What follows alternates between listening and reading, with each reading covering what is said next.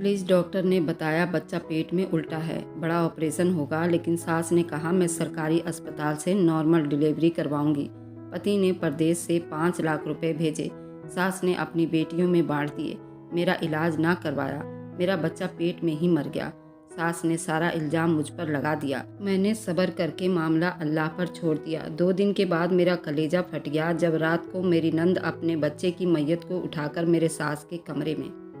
मेरे पति के परदेश जाने के बाद मैंने बहुत दुखी और गमगीन हो गई थी, जबकि मेरा पति अबीर मेरे पास बैठा मुझे बड़े प्यार से समझा रहा था, अरे पगली, मैं तुझसे दूर थोड़ी जा रहा हूँ, तू तो हमेशा मेरे दिल पर राज करती है।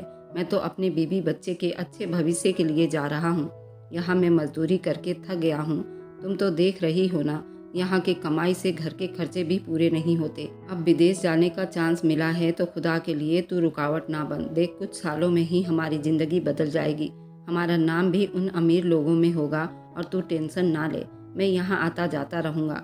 अबीर की बातें सुनकर मुझे तसल्ली हुई थी और फिर मैंने अपने आंसू साफ करके उसे बाहर जाने की इजाज़त दे दी थी। इसी तरह मेरे पति के जाने की तैयारी होने लगी। वो मुझे छोड़कर परदेश चला गया और फिर मेरी ज़िंदगी के वे काले दिन शुरू हो गए।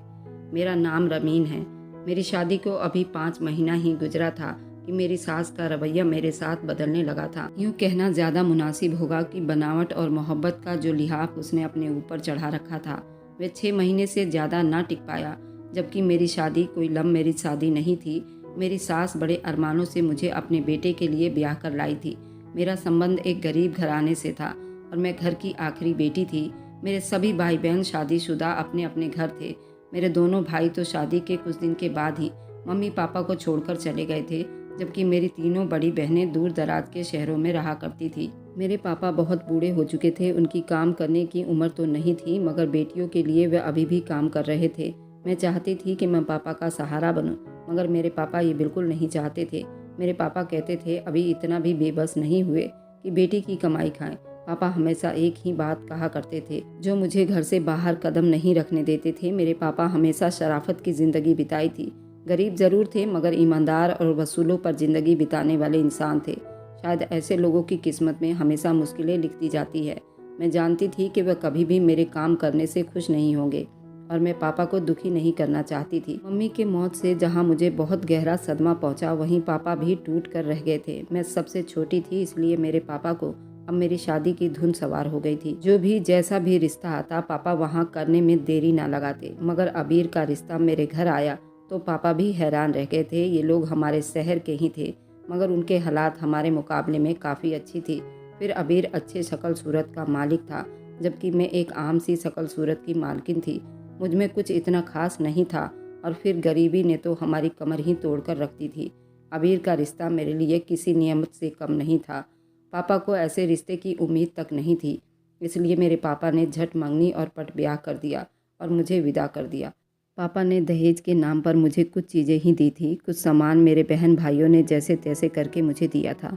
पापा से बिछड़ने का दुख एक तरफ था, मगर मुझे इस बात की तकलीफ ज़्यादा थी कि पापा मेरी शादी के बाद बिल्कुल अकेले रह जाएंगे। बड़े भाई ने झूठे मुंह पूछा था कि पापा मेरे साथ रहो और तुम मेरे घर चलकर रहो, मगर पापा ने साफ मना कर दिया था, तुम लोगों के बगैर मेरी ज़िंदगी गुजर रही है और आगे भी गुजर जाएगी। मैं अपने घर में ही रहूँगा। मैं दिल से चाहती थी कि पापा बड़े भाई के साथ चले जाएं, मगर जानती थी कि ऐसा मुमकिन नहीं। पापा अपने बात से पीछे हटने वाले नहीं थे। मैं अबीर के साथ विदा होकर चली आई। मेरे ससुराल में एक नंद अभी कमारी थी और बड़ी नंदे शादीशुदा थी। मेरे ससुर की मौत हो गई थी, जबकि मेरे घर पर सास का राज था। अबीर ड्राइवर था। वह इंटरनेशनल स्कूलों में बस ड्राइवर था और सारी तनख्वाह लाकर अपनी माँ के हाथ में रख देता था। अबीर की माँ घर का खर्चा चलाती और बाकी के पैसे अपनी बेटी के शादी के लिए जमा कर रही थी। मैं अपनी सास की एहसान मंद थी। उसने मुझ जैसी लड़की को अपने बेटे के लिए पसंद किया था। फिलहाल मैं अपनी सास की बहुत खिदमत किया करती थी। अबीर एक अच्छा पति साबित हुआ था। वह मेरा बहुत ख्याल रखता था। कुछ दिनों में ही हम एक दूसरे के इतने करीब आ गए कि अब एक दूसरे के बगैर हमारा दिन ही नहीं गुजरता था। मेरी सास को अबीर का यूं मुझे ताकना और मेरा ख्याल रखना एक आंख नहीं भाता था। अबीर अपने माँ और बहन के सामने भी मुझ पर अपना प्यार जताना नहीं भूलता था। वो मेरे पास ही बैठा रहता। वह खाना खाते हुए भी मेरा हाथ पकड़कर मुझे अपने पास ही बिठा लेता। मैं शर्मा जाती। मेरी सास इसी बात पर नाराज होती। तू अपनी प्यार मोहब्बत वाली बातें अपने कमरे में जाकर किया कर, घर में जवान बहन मौजूद है। मेरी सास हम दोनों को डांटने से बाज नहीं आती। अबीर तो जैसे इस बात की कोई परवाह ही नहीं थी। अरे माँ मेरी बीवी है, कोई गैर थोड़ी है। वह हंसकर अपनी माँ की बातों को टाल दिया करता। उसकी माँ के माथे पर तेवरी चढ़ जाती थी। उसे शायद इतनी उम्मीद न थी अबीर मुझे इतना चाहने लगा था। दरअसल ये बात मुझे बाद में समझ आई थी कि मुझे अबीर के लिए पसंद करने का मकसद क्या था, कि अबीर मुझे ज़्यादा घास ना डाले और हमेशा अपनी माँ और बहनों की मोहब्बत का ही दम भरता रहेगा। वह हमेशा अबीर से इस बात की शिकायत करती रहती कि पैसे थोड़े हैं, अब महंगाई बढ़ गई है, इस तनख्वाह में गुजारा नहीं होता, साथ में कोई और काम धंधा भी ढूंढ लो। तेरी बहन की भी शादी करनी है, उसके लिए भी पैसे चाहिए। जितने भी पैसे उसके हाथ में पकड़ा देता वह उन पैसों से अपना गुजारा करती और बाकी सारे पैसे बचाकर रख लेती और फिर एक ज्ञान देती, देख अब तेरी बीवी भी आ गई है, घर के खर्चे बढ़ गए हैं, इसलिए अब इन पैसों में गुजारा नहीं होता। वह हर बार पैसे पकड़ाने से पहले ये बात अबीर को जरूर सुनाती, तेरी बीवी तो खाती भी इतना है। वह मुझे देखकर सुनाती तो मैं शर्म से पानी पानी हो जाती। मेरी सास मेरे पति के होते हुए तो मुझे कुछ भी नहीं कहती और वह अपनी जुबान बंद रखती थी, मगर मेरे पति के काम पर जाते ही मुझे जली कटी बातें सुनाती रहती, मेरे हर काम में कीड़े निकालती रहती। मैं भी चुपचाप सब कुछ बर्दाश्त कर लेती, क्योंकि मैं वापस अपने मायके भी नहीं जा सकती थी, ना ही कोई मजबूत सहारा था। पापा बूढ़े हो गए थे, उनको तो खुद किसी सहारे की ज़रूरत थी और मैं अपनी वजह से अपने पापा को परेशान नहीं करना चाहती थी और उन्हीं सब की वजह से मैं कभी अपने सास और नंद को पलटकर जवाब नहीं देती थी, क्योंकि मुझे पता था अबीर अपनी बहन और माँ से बहुत प्यार करते हैं और अगर ज़्यादा कोई ऐसा हालात पैदा हो तो वह तुरंत अपनी माँ और बहन की साइड लेते और वे तुरंत मेरे खिलाफ हो जाते और मैं नहीं चाहती थी कि मेरे पति के दिल में मेरे लिए कोई शिकायत पैदा हो। फिलहाल मैं चुप रहती थी और इसी तरह मेरी चुप्पी उनको और बढ़ावा दे रही थी और मैं वापस पलटकर अपने पापा को परेशान नहीं करना चाहती थी। वैसे भी इतनी मामूली बातों पर अपना घर खराब करने की क्या ज़रूरत थी। मेरी सास ने घर का सारा काम मुझ पर लाद दिया था। अबीर सुबह काम पर जाते तो रात देर को ही घर लौटते थे। मेरी नंद घर का कोई काम भी नहीं करती, अपनी किताबें लेकर पढ़ने के लिए छत पर चली जाती और कई घंटे वहीं बिता देती। एक दिन मैं छत पर कपड़े फैलाने गई तो मुझे वहाँ किसी से धीरे धीरे बात करने की आवाज़ सुनाई दी। ऐसा लगा मेरी नंद किसी से बात कर रही हो। मैं जब ऊपर गई तो मेरी नंद फौरन लपक कर मेरे पास चली आई। आप यहाँ करने क्या आई हो? मैं कपड़े फैलाते हुए हैरान होते हुए मैंने उसे कहा, जबकि मेरे हाथ में कपड़ों से भरी बाल्टी ये साफ देख सकती थी। अच्छा ठीक है, फैला लो, मैं नीचे जा रही हूँ। सीढ़ियों से नीचे उतर गई। मैं उसके रवैया पर हैरान थी, न जाने उसके चेहरे पर इतनी घबराहट क्यों थी। मैंने छत पर इधर उधर नज़र घुमाकर चारों तरफ देख लिया, मगर वहाँ कोई मौजूद नहीं था। शायद उसने मुझे सीढ़ियों के पास कुछ देर तक रोका था। अब जो कोई भी होगा वह अब तक जा चुका होगा। मुझे अपनी नंद पर शक हो गया था, मगर मैं किसी से कुछ कहने की पोजीशन में नहीं थी।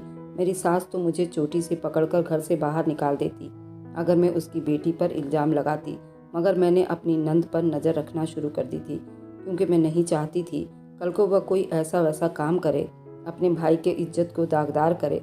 वह अभी छोटी और नासमझ थी, अभी उसको 10वीं के बोर्ड के पेपर भी देने थे। वह इसलिए हर वक्त पढ़ाई में बिजी रहती थी। पढ़ाई के बहाने जो चक्कर उसने चला रखे थे वे सब जल्दी ही पकड़े गए थे। वह घर से स्कूल के लिए निकलती, मगर उसको घर आने में काफ़ी देर हो जाती। उसने अपनी माँ से ये कह रखा था कि इम्तिहान की वजह से एक्स्ट्रा क्लासें लगती हैं, जबकि इतना तो मुझे भी मालूम था कि जब कोई बोर्ड के पेपर होते हैं तो एक्स्ट्रा क्लास नहीं लगती, मगर मेरी सास को इस बात की खबर नहीं थी। एक दिन अबीर उसका बाजू पकड़कर खींचते हुए उसे घर ले आए और उसे माँ के सामने पटक दिया। इससे पूछो ये बाहर क्या गुल खिलाती फिर रही है, मेरी इज्जत इसने मिट्टी में मिलाकर रख दी है। मेरी सास अबीर के रवैये पर हैरान थी। ऐसा क्या कर दिया इसने? वह चमक कर बोली, ये धोबी के लड़के रीत के साथ मोटरसाइकिल पर बैठकर घूम रही थी। मेरी सास ने हैरान होते हुए अपना माथा पीट डाला और कहा कि अरे मनहूस, तुझे वह धोबी का लड़का रीत ही मिला था? मैं तो पहले ही जानती थी। वह छत पर चुप चुप कर किसी से मिला करती थी। मैंने ये बात किसी को न बताई थी। अब मैं समझ गई थी, छत पर आने वाला वह लड़का रीत ही था। वह हमारे मोहल्ले में ही रहा करता था, जो एक नंबर का आवारा और लफंगा था। वो मोटी चैन डाले और कमीज के आगे की बटन खोले, सारा दिन आवारा फिरता रहता। मेरी सास कभी कभार मुझे बाजार से सब्जी मंगवा लिया करती थी। वह ज़्यादातर हमारे दरवाजे की तरफ तकता रहता। अब मुझे मालूम हुआ कि वो मेरी नंद वर्षा की राह देखता था। उसमें कुछ भी ऐसा ना था उसे पसंद किया जा सके। बुराइयां तो उस लड़के में कूट कूट कर भरी हुई थी। शायद मेरी नंद उस लड़के की ये सारी बुराइयां भाग गई थी। वह अपनी माँ से चीख कर बोली। मैं तो उसकी हिम्मत पर हैरान रह गई। अबीर का बस नहीं चल रहा था, उसे जान से ही मार डाले। अगर मेरी सास बीच में न आती तो शायद ये कर गुजरता। मैं उस धोबी के लड़के रीस से तेरी शादी नहीं करूँगा। इसे साफ साफ बता दो और समझा दो आइंदा ये घर से बाहर कदम ना निकाले। जितनी पढ़ाई होनी थी हो गई, आगे पढ़ने का नाम न ले, बल्कि उसका रिश्ता ढूंढ कर इसे विदा करो। अबीर ने अपना फैसला सुनाया तो मेरी सास ने इस बात पर सर हिला दिया।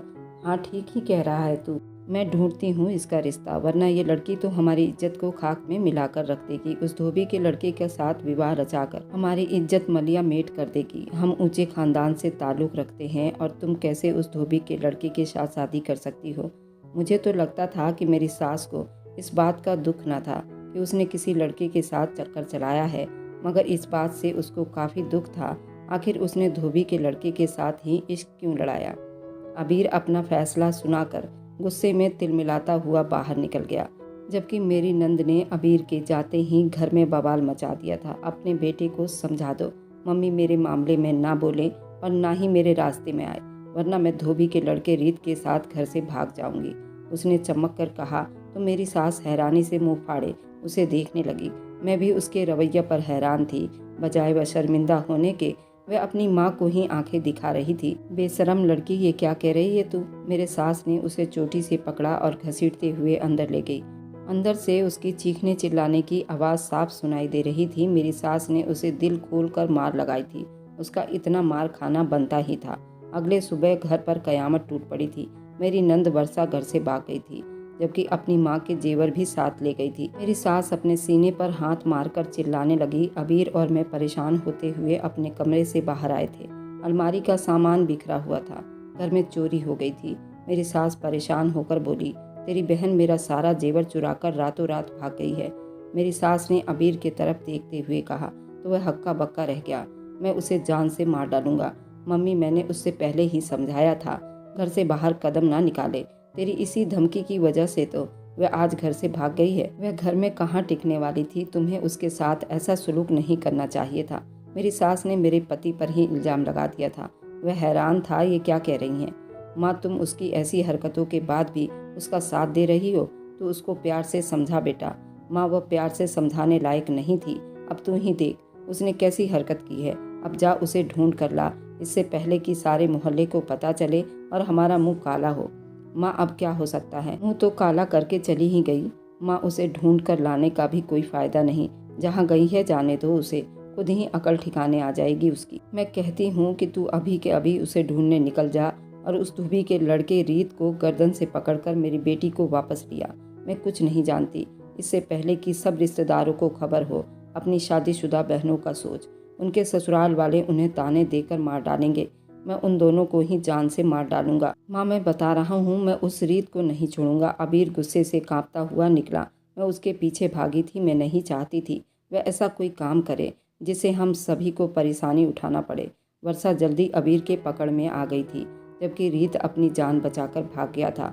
वे दोनों कोर्ट मैरिज करने के लिए घर से निकले थे, लेकिन अबीर की नज़रों से छुप न पाए।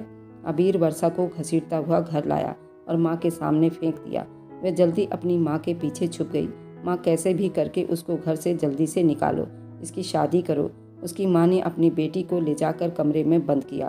तुम सच कह रहे हो अबीर, ऐसा ही कुछ करना पड़ेगा। मेरी सास ने अपनी बड़ी बेटी को बुलाया, उसे वर्षा के बारे में सब कुछ बताया। मेरी सास अपनी बड़ी बेटी से कहने लगी, तेरी सास तेरे देवर के लिए रिश्ता ढूंढ रही है। अपनी सास से बात कर और अपनी बहन का रिश्ता अपने देवर से करवा और इसे यहाँ से ब्याह कर ले जाए। मेरी सास ने अपनी बेटी से कहा तो उसने इस बात में सर हिला दिया। मैं आज ही अपने पति से बात करती हूँ कि वह अल्तमस का रिश्ता वर्षा से करवा दे। माँ, देखो मैं तुम्हारा कितना बड़ा काम करवा रही हूँ। मुझे भी एक सोने का सेट चाहिए।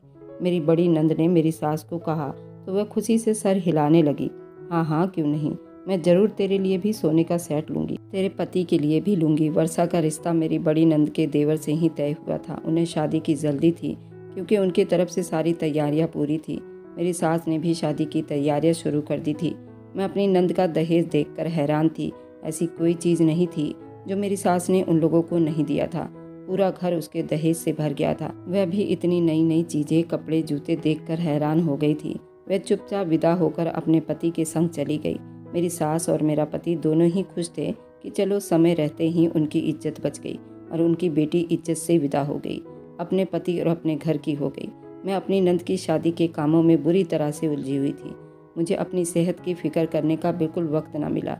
मेरी सास और नंदे खुद तो सारा दिन कमरे में बंद रहती, न जाने क्या बातें करती रहती, जबकि मैं कामों में उलझी रहती। जब शादी के कामों से फ्री हुई, मुझे अपनी तबीयत खराब महसूस हुई। मैंने जल्दी ही जाकर डॉक्टर से अपना चेकअप करवाया तो मेरी उम्मीद के हिसाब से डॉक्टर ने मुझे खुशखबरी सुना दी। मैं और अबीर दोनों ही बहुत खुश थे। अल्लाह जल्द हमें खुशी से नवाजने वाला था।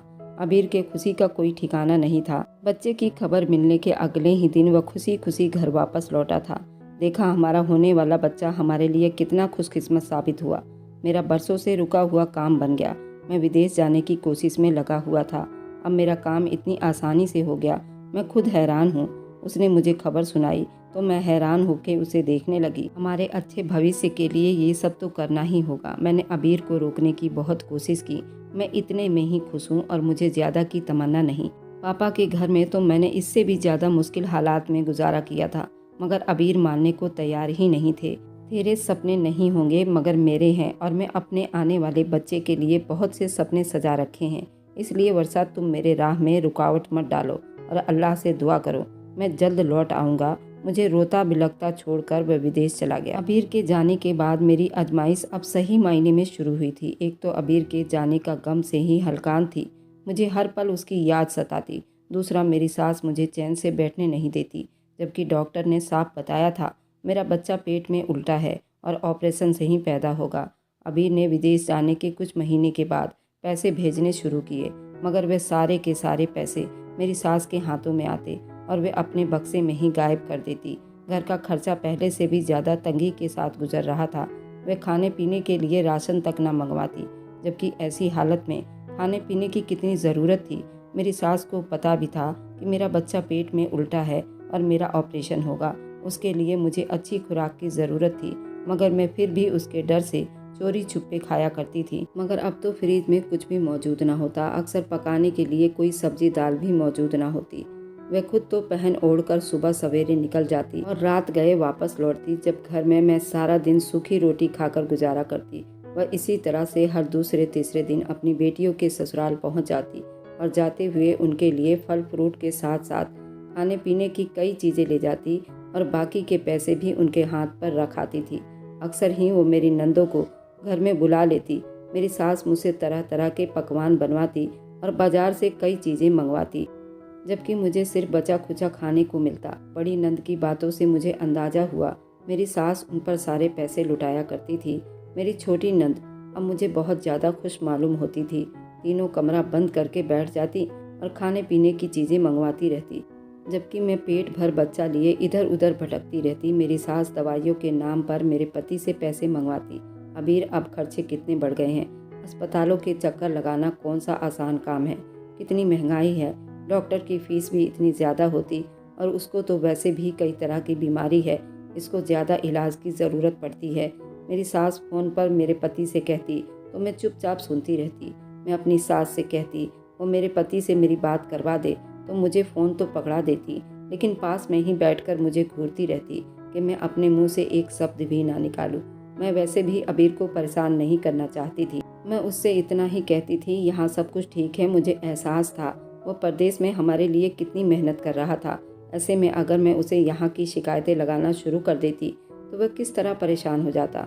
माँ, मेरी तबीयत ठीक नहीं है, मुझे अस्पताल ले चलो। मैं अपने सास से सुबह से ही 3-4 बार कह चुकी थी, मगर वह फिर टाल मटोल कर गई। अभी थोड़ी देर में चलते हैं, मेरे सर में दर्द हो रहा है। मेरी सास मेरी बात सुनकर पाँव पसार कर बेड पर लेट गई तो मैं मायूस होकर वहाँ से वापस आ गई। मुझे सुबह से अपनी तबीयत गिरी हुई महसूस हो रही थी, जबकि पेट में मेरा बच्चा भी हिलजुल नहीं रहा था। आखिरकार शाम गए। मेरी सास को मुझ पर तरस आ ही गया। वह मुझे अस्पताल ले गई। आपके बच्चे की मौत को 2 दिन गुजर चुके हैं। डॉक्टर ने रूह कपा देने वाली खबर सुनाई तो मैं हैरान नज़रों से उसे देखने लगी। ये आप क्या कह रहे हैं? मेरा दिल धक से रह गया और मेरे मुंह से कोई अल्फाज अदा न हुए। दीदी, अगर कुछ देर ना आती तो आपके शरीर में जहर फैल जाता और तुम्हारी जान बचाना भी मुश्किल हो जाता। तुम लोग ना तो अपना ख्याल रखते हो ना अपने होने वाले बच्चे का। उसने बेहद सुना दी तो मेरी आंखों में आंसू भर आए। मैंने शिकायती नज़रों से अपनी सास की तरफ देखा तो वह इधर उधर देखने लगी। कोई बात नहीं, ऐसा होता है। पहले बच्चे की दफ़ा इतना पता नहीं चलता। अल्लाह की रजा इसी में थी। डॉक्टर ने मुझे अस्पताल में दाखिल कर लिया। मेरा रो रो कर बुरा हाल था। मेरा बच्चा मेरी बाहों में आने से पहले ही मुझसे रूठ कर चला गया था। मैं उसका सही तरह से ख्याल न रख पाई थी। मुझे खाना पीना खुद पूरा नहीं मिलता था। ऐसी हालत में बच्चे का ख्याल कैसे रख पाती? मेरी सास को तो जैसे कोई फ़र्क ही नहीं पड़ा था। मैं सारे रास्ते रोती आई थी। उसमें इतना रोने वाली कौन सी बात है? वह तुम्हारे नसीब में ही नहीं था। अल्लाह तुम्हें दूसरी खुशखबरी सुना देगा। मायूस होने की क्या ज़रूरत है? वह थोड़ी गुस्सा होकर बोली तो मैं चुप सी हो गई। मैं नहीं जानती थी कि मैं ये खबर अबीर को कैसे सुनाऊंगी, मगर मेरी सास ने मुझे ये मौका ही नहीं दिया। उसने खुद ही अबीर को कह दिया कि तेरे बीबी के अंदर ही ऐब था, इसलिए बच्चा मर गया। मैं अपनी सास को देखने लगी। मैं अपनी सास की बातों पर हैरान थी, मगर मैं सह गई। मैंने उसे एक अल्फाज ना कहा और सब कुछ अल्लाह की मर्जी पर छोड़ दिया। मैंने अल्लाह से अपने बच्चे की मौत का शिकायत ना किया, बल्कि उससे दुआ मांगी वह मुझे दोबारा से अपनी खुशखबरी सुना दे, ताकि मैं अपने बच्चे को अपनी बाहों में लेकर खेल सकूं, उसके माथे को चूम सकूं। मेरे पेट में बच्चे की मौत की वजह से उस बच्चे को ऑपरेशन के जरिए निकालना पड़ा। मेरी सास ने मुझे 2 दिन भी आराम करने का मौका ना दिया। घर के काम काज के लिए उठा दिया। दरवाजे पर किसी मुसाफिर की आहट सुनकर मैं दरवाज़ा खोलने के लिए आगे बढ़ी। जो ही मैंने दरवाज़ा खोला तो मैं चौंक गई। मेरे दोनों नंदे बाहर खड़ी बहुत रो रही थी। मैं रोते हुए अंदर चली आई। माँ, कहाँ हो तुम? हम लुट गए, हम बर्बाद हो गए। वे आंगन में खड़े होकर जोरों से रोने चिल्लाने लगी। उनकी माँ वहीं लपक कर आगे बढ़ी। ऐसा क्या हो गया? तुम लोग क्यों रो रहे हो? वह सीने पर हाथ मारती हुई बोली, तो मेरी बड़ी नंद ने कहा हमारे पति ने हमें तलाक देकर घर से निकाल दिया है, जबकि उन्होंने हमारे बच्चे भी रख लिए। वह रोते हुए जमीन पर बैठ गई तो मेरी सास उसको उठाने को दौड़ी। ये क्या कह रही है? ऐसा कैसे हो गया? माँ, आपकी वर्षा की वजह से ये सब हुआ। वह अभी भी रीत से मिला करती है और हम सभी घर वालों को उसने धोखे में रखा हुआ था। ये जब भी घर से 2-2 3-3 घंटे के लिए गायब होती तो मैं उसको हर बार बचा लेती, और अब की बार तो ये रंगे हाथों पकड़ी गई है, जिसकी वजह से मेरा पति भी मुझसे बहुत गुस्सा है और उसने भी मुझे अपने घर से निकाल दिया और उसने मेरे दोनों बच्चों को रख लिया है। वर्षा भी प्रेग्नेंट है, पर ये मेरे देवर अल्तमस का बच्चा नहीं। उसके पेट में जो बच्चा है वह रीत का है। मेरे देवर अल्तमस ने इस चीज़ की पूरी जांच करवा ली है। उसके बाद मेरे पति और अल्तमस ने हम दोनों को ही छोड़ दिया। वे वर्षा को पकड़ने के लिए उसका कई दिन से पीछा कर रहे थे और आज वह रीत के घर में ही पकड़ी गई है। अल्तमस ने उसे बहुत मारा और सारी बातें उसके मुंह से ही निकलवा ली है कि वह शादी से पहले भी उसके साथ घर से भाग गई थी। इसी की वजह से उसको डिवोर्स देने का फैसला किया, और जब मैंने उसका पक्ष लिया तो उसने मुझे भी धमकी दिया और मेरे बच्चे को भी छीन लिया। मेरे पति ने भी मुझे डिवोर्स देने का फैसला किया है कि तुम दोनों बहनों का कैरेक्टर ठीक नहीं है, इसलिए हम दोनों भाई तुम्हें नहीं रख सकते। तुमने धोखा दिया और तुम दोनों बहनों का कैरेक्टर ठीक नहीं है। शादी से पहले ही तुम लोग अपना मुंह काला करवा चुके हो। मेरी सास ये सब बातें सुनकर अपना सीना पीट कर रोने लगी। ये क्या किया तूने हरामखोर? तुझे जब इज्जत से ब्याह दिया था निभा लेती। मेरी सास ने मेरी छोटी नंद को मारना शुरू कर दिया। वह अपने आप को बचाते हुए बोली, माँ, ये रीत मुझे रोज़ ब्लैकमेल करता था। वह कह रहा था कि अगर तुम मुझसे मिलने नहीं आई तो मैं तेरी सारी फ़ोटो तेरे पति को भेज दूंगा। मैं तो सिर्फ उसके डर से उससे मिलने जाती, पर मुझे नहीं पता था कि मैं उसके बच्चे की माँ बनने वाली थी। मेरी शादी को 5 महीने हुए, लेकिन मेरे पेट में बच्चा 7 महीने का है और ये बच्चा रीत का ही है। मेरे पति ने DNA टेस्ट भी करवा लिया है। और ये कहते कहते वर्षा बेहोश हो गई, क्योंकि उसकी माँ ने उसे बहुत मारा था। उसको जल्द से जल्द अस्पताल लेकर भागे। उसकी तबीयत बहुत ज़्यादा ख़राब हो रही थी। कुछ ही घंटे में उसने प्यारे से बेटे को जन्म दिया, लेकिन उस बच्चे को इस दुनिया में आने से किसी को भी कोई खुशी नहीं हुई, क्योंकि वर्षा के पति ने तो उसे डिवोर्स दे दिया था और रीत ये मोहल्ला छोड़कर भाग चुका था। इसी तरह 2 साल बीत गए। मेरी बड़ी नंद को तो उसका पति बुला कर ले गया, क्योंकि उसके छोटे छोटे 2 बच्चे थे। वे स्कूल जाते थे और इसी बीच उसकी सास की भी मौत हो गई थी। मजबूरन मेरे नंद के पति ने उसे बुला लिया, लेकिन अल्तमस ने कोर्ट से भी वर्षा से तलाक ले लिया। और जब वो अपने छोटे से बच्चे के साथ हमारे घर में रहती और रीत का भी कोई अता पता नहीं चला, मैंने ही उस छोटे मासूम बच्चे को शुरू से ही अपने गोद में रखा, क्योंकि मेरी नंद उस बच्चे को जरा भी प्यार नहीं करती थी। मेरा पति विदेश से मेरे पास आ गया था। उसे अपने बच्चे को खो जाने का बहुत गम था, लेकिन वह अब कुछ नहीं कर सकता था। उसने अब विदेश जाने से मना कर दिया। उसने मेरे साथ कसम खाई कि मैं चाहे कम कमाऊं, लेकिन मैं तुम्हारे साथ ही रहूंगा। मैंने अपने नंद के बच्चे को गोद ले लिया। अब मेरा दूसरा बच्चा भी होने वाला है और वर्षा की दूसरी शादी हमने तय कर दी है। रीत को तो पुलिस पकड़ कर ले गई है। वह कई सालों से जेल में है। मेरी कहानी सुनाने का मतलब यही था, अगर बहू को भी अपनी बेटी की तरह समझो तो ऐसी समस्याएं कभी नहीं आएगी। अल्लाह दुनिया में ही सबके सजा तय कर देता है, लेकिन उसकी सूरत अलग होती है, तो इसलिए इंसान उस चीज़ को पहचान नहीं पाता। जब तक गुनाहों की सज़ा मिलती है, वह अपने गुनाहों को भूल चुका होता है और उसके गुनाह की सज़ा उसे किसी भी रूप में दिखाई दे सकती है, चाहे इंसान उस चीज़ को माने या ना माने। मैंने तो अपनी आंखों से देख लिया है। क्या आप लोग भी मेरी बातों से सहमत हैं? तो मुझे कमेंट में ज़रूर लिखिए। अगर आपको आज की कहानी पसंद आई है तो वीडियो को ज़रूर लाइक कीजिएगा और अपने दोस्तों के साथ शेयर भी कीजिएगा। और हाँ, अगर आपने अभी तक हमारे चैनल को सब्सक्राइब नहीं किया है तो ज़रूर सब्सक्राइब कर लीजिए। मिलते हैं हम कल की एक और नई दिलचस्प कहानी के साथ। मुझ पर सदा अपना प्यार और स्नेह बनाए रखें। सभी को मेरा प्यार भरा नमस्कार दोस्तों।